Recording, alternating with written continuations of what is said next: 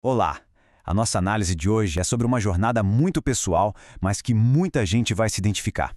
Aquela experiência de sentir tudo muito intensamente. E junto com isso, a busca para entender se essa intensidade toda é um defeito ou, na verdade, uma grande força.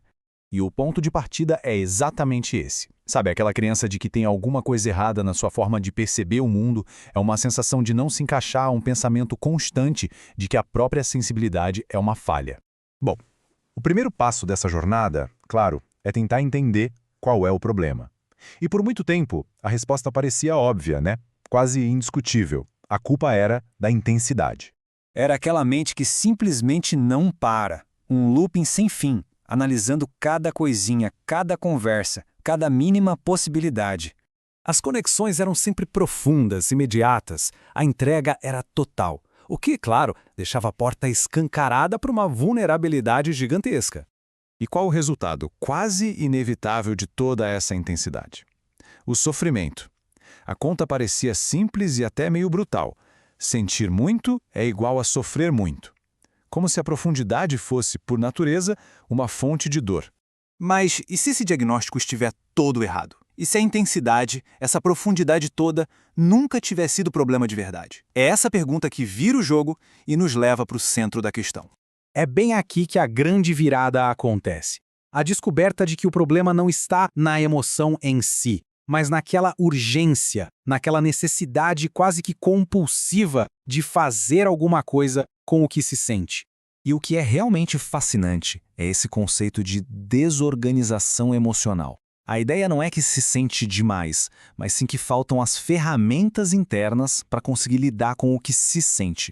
A emoção vem com tudo e, sem ter um filtro, ela vira ação, vira impulso, na hora.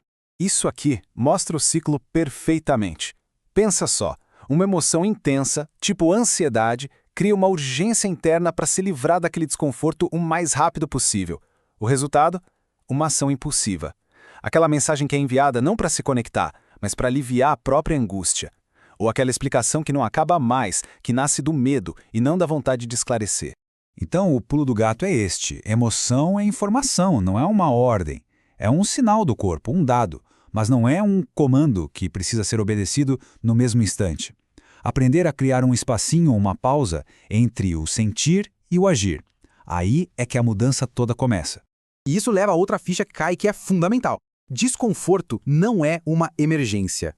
Sentir algo difícil, como incerteza ou frustração, não significa que uma catástrofe vai acontecer. É totalmente possível aprender a suportar esse desconforto, a ficar ali na incerteza, sem precisar resolver tudo imediatamente. Certo. Então, se o problema é essa reação impulsiva, qual é a solução? Ela está em aprender a sustentar a emoção. É exatamente sobre isso que vamos falar agora. E o que é maturidade emocional, no fim das contas? Não é sentir menos, com certeza não é deixar de sentir, é, na verdade, o contrário. É desenvolver uma força interna, uma presença tão sólida que permite que a emoção exista e passe sem nos levar junto com ela. Mas como é que isso funciona na prática? Sustentar significa sentir aquela saudade e conseguir ficar com ela sem que isso vire uma cobrança para o outro. É sentir medo, mas não deixar que ele te paralise ou te faça fugir. É sentir insegurança, mas não deixar que ela defina o seu valor. Cada um desses exemplos é um ato radical de poder interno. Porque não aprender a fazer isso tem um preço. E o preço é alto. Custa relacionamentos que vão se desgastando com conflitos e reações que nem precisavam acontecer. Custa a nossa própria energia que vai embora nesse ciclo de sentir, reagir e se arrepender. O que nos leva para a parte final e, talvez, a mais transformadora dessa jornada toda. Dar um novo significado para a intensidade. E este slide aqui resume a ideia central de um jeito genial. A intensidade, por si só, não é o problema. Ela é neutra. Pensa nela como energia pura. Sem uma estrutura interna para conter e direcionar essa energia, ela vira caos. Mas quando se tem essa estrutura, a mesma intensidade se transforma em potência, em força criativa, em profundidade, em conexão de verdade. Então, como é que se constrói essa tal estrutura interna? Através de alguns pilares fundamentais. A gente está falando de rotinas que protegem o nosso bem-estar emocional, de limites claros que ensinam aos outros e a nós mesmos onde a gente termina. de autoconsciência para saber diferenciar o que é nosso do que é do outro. E, claro, de responsabilidade afetiva, que é cuidar do impacto que a gente tem nas pessoas. E aqui a gente chega na grande conclusão dessa jornada, a revelação final.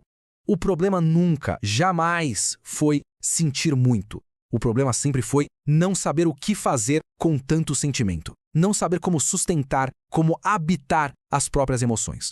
Essa é a virada de chave. E assim, fica a reflexão. O que acontece quando uma pessoa aprende a sustentar o que sente?